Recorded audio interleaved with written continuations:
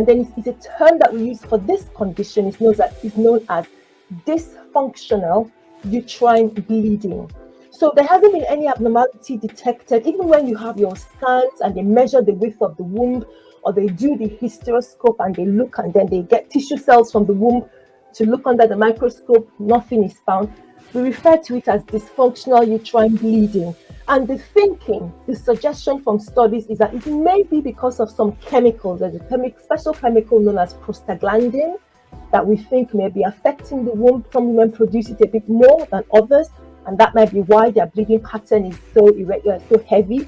Or it may be that their womb just isn't managing to control bleeding as well as effectively as it should. But the key thing is that they've had their tests done and nothing abnormal has been found, and it is treatable. Okay, so it can be treated.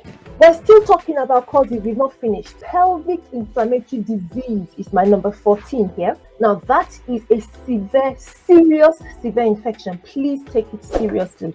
Usually as a complication of sexually transmitted disease that you might pick up from a partner, and then the germ passes up from the vagina up into the higher reproductive tract. So that means it gets through the cervix into the womb body, can even travel into the tubes. So a serious condition, it must be treated, because it can cause, not only can it go ahead to spread from the pelvis and the womb into the rest of the abdomen and cause sepsis, which is a general infection.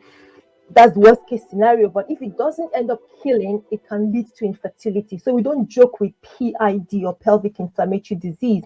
And one of the problems that it can cause is heavy menstrual bleeding. Now, please watch my video. I've got a couple of videos on pelvic pain, and in one of them I do talk about PID.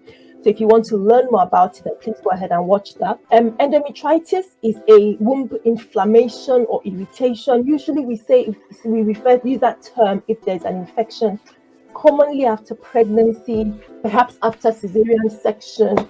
There's an infection within the womb, so a woman comes up with a vaginal discharge. This is just one example. Vaginal discharge that's offensive, pain in her womb, pain in her lower abdomen or pelvis.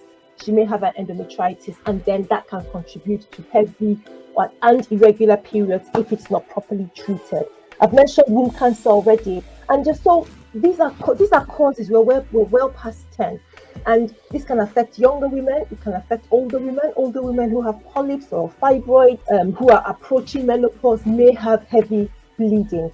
So please, I want to make sure that we're very clear that heavy menstrual bleeding is not always down to hormone imbalance. So if somebody is trying to sell you some pills to say take these and that will stop the bleeding, no. Dr. Sylvia says no. She's got 10 fingers, more than 10 causes of heavy menstrual bleeding. Please go and sit down and talk to your doctor. Let us know what's the cause so we can treat it properly for you.